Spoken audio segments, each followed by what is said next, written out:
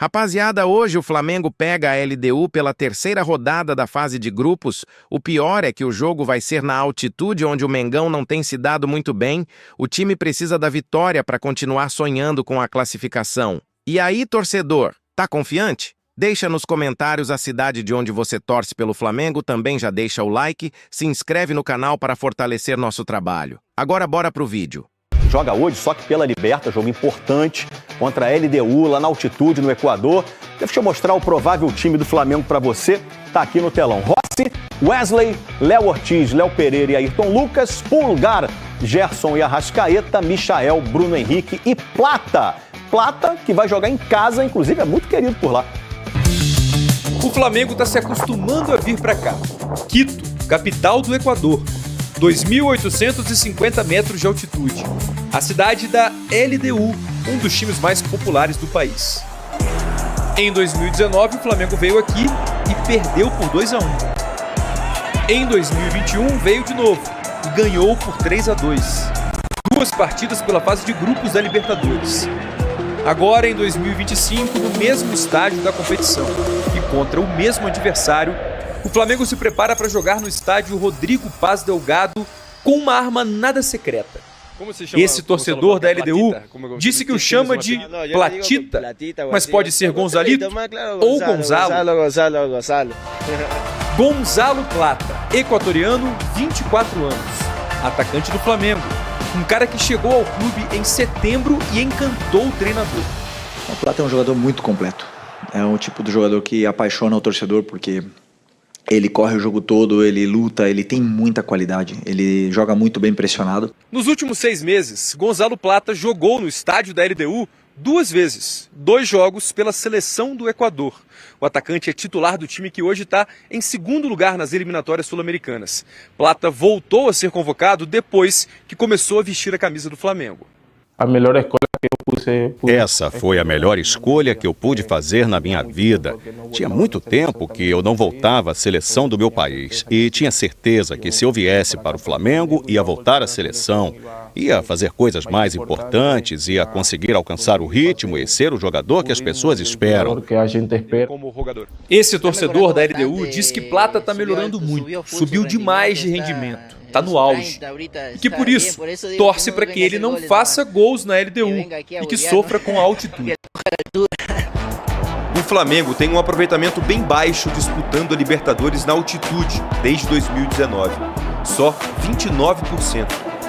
Quando joga fora de casa, no nível do mar, esse número passa de 62%.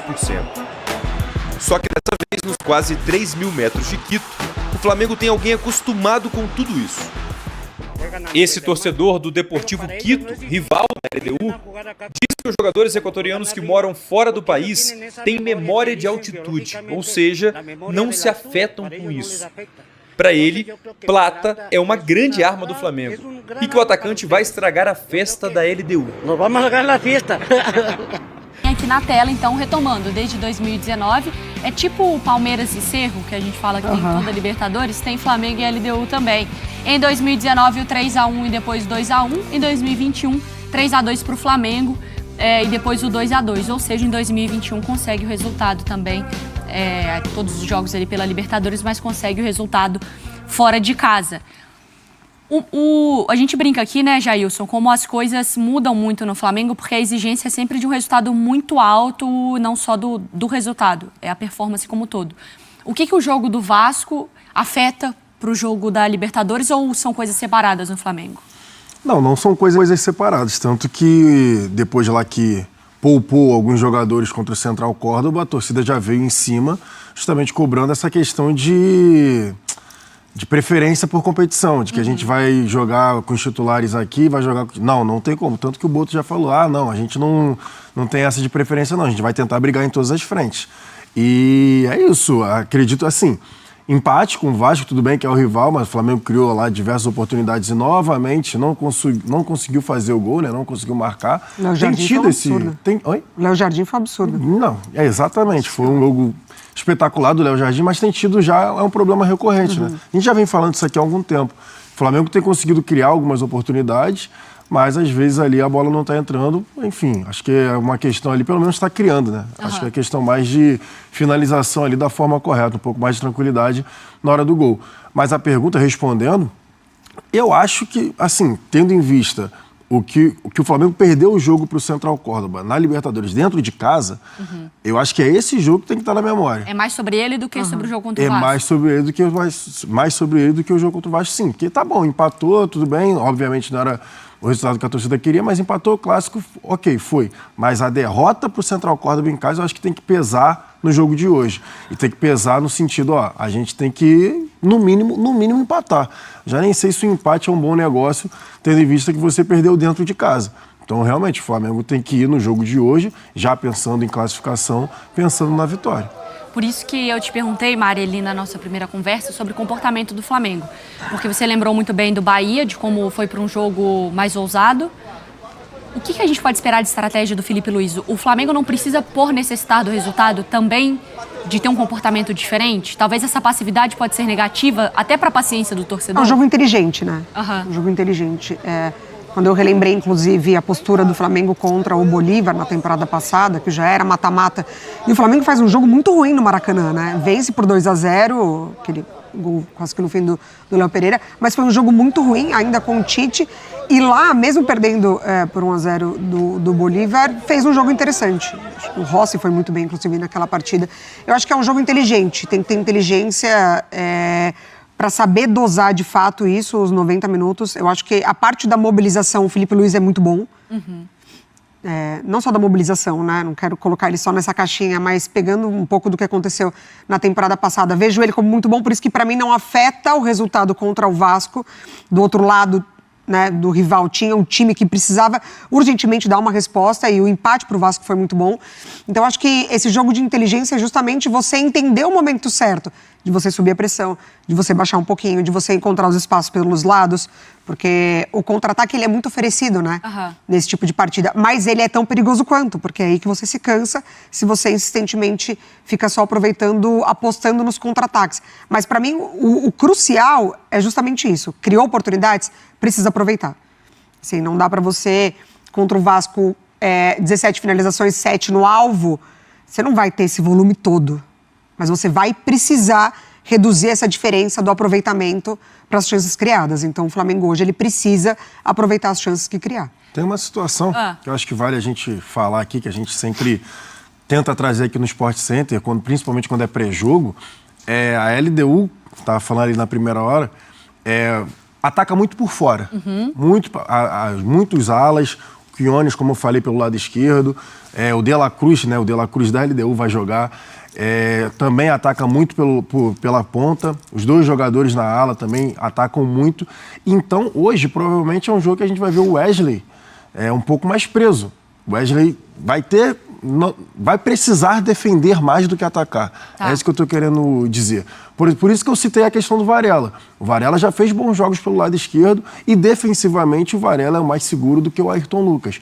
Só que tem uma situação que eu acho que vale a pena a gente dizer, que, por exemplo, hoje o De La Cruz não joga, porque tem as questões lá com a altitude. O do Flamengo. O do Flamengo, né?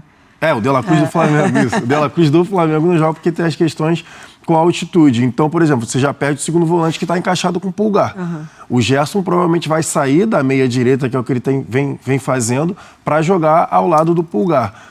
O que muda no Flamengo isso? É exatamente esse ponto para mim, porque o Flamengo, quando ele joga com o quarteto ali, o titular, Pulgar, De La Cruz, Gerson e o Arrascaeta, tende a dominar o meio-campo. Com isso, tende a ter um pouco mais de posse de bola. E a Mari estava dizendo em questão de jogo inteligente, ainda mais na altitude contra, é importante você ter a bola, que você vai se defender com a bola e você vai impedir que seu adversário consiga dar aquela velocidade, aquela dinâmica, que é o que eles querem fazer. Justamente por conta dessa questão do adversário não estar acostumado com a altitude. Então, acho que essa vai ser a diferença. O Flamengo, se entrar novamente, por exemplo, num 4-2-4, que foi feito quando estava sem o Arrascaeta, sem os outros jogadores, sem o Gerson também, sem o Arrascaeta e o Gerson.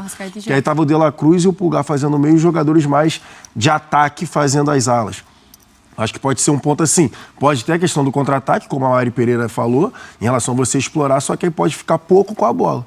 E aí você tende a sofrer mais, porque o adversário vai ter mais a bola e vai ter aquela questão de empurrar o Flamengo para trás. Então, acho que hoje seria um jogo bom para você, por exemplo, ter o De La Cruz já não tem, ok, mas você ter pelo menos o Arrascaeta junto com o Gerson para tentar dosar e ficar um pouco mais maior, com a bola. Né? O Táchira, das vezes que chegou e tentou forçar ele, deu lá na altitude, foi muito do lado do De La Cruz deles, que é o lado direito, justamente porque ele apoia muito. Então, o lado esquerdo do ataque do Táchira forçou muito, porque o De La Cruz avançava, o zagueiro pela direita fechava para cobrir o espaço dele, e ali pode ser uma boa desse primeiro atacante. Entre as linhas do Entre as linhas do lateral e o zagueiro. A cobertura errada do zagueiro. Exatamente. O zagueiro então, vai sair para cobrir esse primeiro atacante da profundidade do Flamengo, ele pode ser muito importante. E com esses dois jogadores que entendem muito do jogo, né, de leitura, Arrascaeta e Gerson, esse passe de fato pode entrar. Porque aí pode entrar nessa conversa. Eu sou muito cautelosa com altitude, né? Porque aí você vai ter o Michael, que é um cara para aproveitar uma velocidade. O Plata... Que vem bem, Plata. Que vem bem. E o Bruno Henrique como esse centroavante, mas também que na velocidade aproveita. Exatamente. Mas é isso. Nesse tipo de jogo, 1, 2, 3, 4 piques, tem que estar pelo menos 2-0. Não é o pix que a gente gosta, não, tá? É o pique de sair correndo. Porque depois é difícil você exigir jogar no contra-ataque na altitude, Jailson. Eu não consegui ver. Eu até recebi aqui no grupo, eu não consegui ver de quem é a informação, mas estava rolando uma conversa, depois se quiser ver, do Arrascaeta. Do Arrascaeta também entrar nessa questão de ser poupado. Eu não consegui ver qual colega que deu a informação, senão falaria aqui, óbvio, mas se você puder buscar aí. Vou buscar. Mas hoje pode ser um jogo importante também para o Bruno Henrique. Porque se entrar nessa questão da LDU empurrar o Flamengo para trás, tem a questão de estar em casa, altitude, querer, enfim, demonstrar lá para os torcedores, a gente está querendo o jogo e empurrar o Flamengo para trás. O Bruno Henrique, que ele é um cara que sempre foi ponta e não atacante mesmo centralizado, vai ter campo para ele correr. Então, mesmo que ele jogue centralizado, que tem essa questão dessa dificuldade dele jogar de costas, porque ele não é o pivô. Isso é nítido. O Bruno Henrique nunca foi pivô. Então, ele tendo um pouco mais de campo para correr, pode ser um jogo bom para o Flamengo justamente explorar. Só que, para o Bruno Henrique correr, a bola tem que chegar. Exatamente, e com qualidade. E aí, com qualidade. Por isso que eu acho que seria essencial a Arrascaeta conseguisse jogar, o Gerson conseguisse jogar também essa partida. Porque, não, para mim, né, aí é a minha opinião, não adianta ser só correria. Você vai entrar novamente, para mim, num 4-2-4. Se você entrar com o Luiz Araújo, Michael, por exemplo, Plata e Bruno Henrique. Para mim, ter o cara ali, um pensador, faz diferença. Vamos voltar com o Mendel rapidinho, só para encerrar também toda essa questão, né, Mendel? Existe, claro, a pressão pelo menos pelo resultado do Flamengo, que, como perdeu no Maracanã, agora tem que jogar também buscando os 3 pontos contra a LDU. Mendel, volta aqui no Sport Center, por favor. Cadê você? Aí, ó. Aí... Esse jogo contra a LDU é considerado pelo Flamengo um jogo fundamental pela situação do Grupo C da Conmebol Libertadores. O Flamengo é o 3º colocado, só à frente do Deportivo Táchira, atrás de LDU e Central Córdoba, fora da zona de classificação. Então o jogo é muito importante para o Flamengo, considerando toda essa situação. Além disso, o Flamengo, de certa forma, tem oscilado na temporada, né? Na estreia da Conmebol Libertadores, depois de uma viagem desgastante à Venezuela, venceu o Deportivo Táchira fora de casa. Aí no jogo seguinte, enfrentou o Central Córdoba, alguns jogadores poupados, e em casa acabou perdendo. Depois teve a vitória, goleada contra o Juventude, 6-0 pelo Campeonato Brasileiro, torcida empolgada. E no jogo seguinte, empate por 0-0 contra o Vasco. E aí uma questão que tem sido um ponto de atenção do Flamengo em alguns momentos na temporada. O Flamengo criando várias oportunidades, mas não fazendo gol. Depois do jogo contra o Vasco, o técnico Felipe Luiz disse que para ele não faltou ousadia da equipe, também não viu seus jogadores tentando concluir a jogada de qualquer forma. Faltou realmente para ele aquele ajuste fino na hora da conclusão. Então certamente também é um ponto de atenção para o Felipe Luiz. Outro ponto é o desgaste. O Flamengo faz contra a LDU o 4º jogo em 9 dias, depois de Grêmio, Juventude e Vasco. Essa partida contra a LDU, o 4º jogo em 9 dias. O Léo Pereira, por exemplo, vem jogando 13 jogos seguidos como titular e contra o Vasco, o técnico Felipe Luiz escalou força máxima. Então, certamente é um ponto que também o Felipe Luiz tem levado em consideração, também considerando a altitude aqui em Quito. 2.850 metros acima do nível do mar. Isso aumenta o desgaste, claro, dos jogadores, mas o Fernando Sasaki, do departamento médico do Flamengo, disse que nenhum jogador no treinamento de ontem sentiu a altitude, apenas alguns membros da comissão técnica, mas os jogadores estão bem, encarando bem a altitude, à exceção dos jogadores, claro, que não viajaram para o Equador, o Alan e o De La Cruz, porque sentem bastante o efeito da altitude, mas quem está aqui no Equador tem se comportado bem, tem reagido bem aos efeitos da altitude de Quito. Então, são os pontos que certamente o Filipe Luís tem estudado, tem levado em consideração para ajeitar esse time do Flamengo, pensando nessa partida que é muito importante, importantíssima contra a LDU, pensando na sequência da Conmebol Libertadores. Boa, Mendel, a gente vai acompanhando então, um beijo pra você, boa sequência de trabalho. Hoje, 7 horas da noite, então, o Flamengo entra em campo na Libertadores com transmissão da ESPN e Disney+. Mas teve mudança. Situação que se enrugou, mas é na altitude, hein? Eu fiz as contas aqui, né? Todo mundo pode fazer, é só pegar a tabela. O negócio é o seguinte, 3 pontos, vai jogar contra a LDU, que já tem 4, pode ir a 7 se vencer. E o Central Córdoba, que venceu o Flamengo nesse jogo aí, que a gente viu o gol do De La Cruz, também tem os mesmos 4 pontos, recebe o Táchira, pode vencer. E aí a gente pode ter uma configuração amanhã dos dois com 7 e o Flamengo com 4. Num segundo turno que, Pedro lembrou aqui no intervalo, né, Pedro? O Flamengo vai fazer os 2 últimos jogos em casa, mas é duro você carregar uma pressão, uma desvantagem aí para as últimas rodadas, mesmo jogando em casa. E em casa vai ser a LDU. O Flamengo precisa travar a LDU amanhã, e não só travar que eu digo de campo. Empatezinho tá bom? Tá, o empate tá bom. É claro que o torcedor do Flamengo, quando ele olha pra tabela, ele não quer que o time passe 2 jogos sem vencer na Libertadores, que foi o caso do Central Córdoba e a LDU agora. Só que o empate amanhã ele trava a LDU. A LDU não dispara e você ainda joga com ela em casa. Eu não acho também que Central Córdoba vai ganhar tudo daqui pra frente, o Táchira vai ficar pra trás. A briga é esse adversário de amanhã. O problema é que você já chega na altitude, mas quando você chegar na altitude com 5 pontos, 7 pontos, 2 vitórias, o Flamengo chega com uma derrota pro Central Córdoba, talvez não se imaginasse. E aí você tem que sair para jogar lá. Muitas das vezes você escolhe quem pode jogar, vai entrar em campo quem sentiu menos efeito, vai se fechar. Não, o Flamengo amanhã precisa jogar. Isso talvez seja um fator diferente de quando a gente viu outros times jogando por lá. Uma coisa é você entrar e vencer porque se fechou e achou o gol, se fechou o time... O Flamengo precisa jogar, isso muda. Mas o empate amanhã não é mau negócio, filho. Pelo desenho do grupo, pela circunstância do jogo, porque você não vai ter em campo, você não tem todo mundo à disposição. Então também não entrar nessa de que amanhã é só a vitória inteira. Calma, dá para se classificar, só que você não pode começar a se distanciar muito, porque é o que aconteceu nos outros anos. É decidir fora oitavas, é decidir fora quartas. Sabe, você já cai para o pote 2 depois ali, num sorteio de mata-mata. Então amanhã você precisa travar a LDU, não só em campo. Mas sim, evitar que se dispare, porque depois você começa a fazer conta muito cedo, né? Como tem acontecido em fase de grupos com o Flamengo, né? Isso tem acontecido com adversários até inferiores, né? Lembrar de Alcas, e um Blense. O ano passado o Flamengo ficou em segundo no grupo. Porque bem ou mal ainda tem bola sendo jogada. Sim, mas, sim, sem dúvida. Agora, o ano passado o Flamengo teve que decidir seus jogos fora de casa, e num deles acabou ficando pelo caminho. Eu acho que assim, a diferença é o futebol que o Flamengo jogou até agora, de maneira geral. Assim, As duas, né? Os dois não foram. Os 2 jogos não foram bons do Flamengo. O primeiro também não foi uma boa exibição. E é diferente que a gente fala de brasileiro, que a instituição virou e falou, aqui é sério.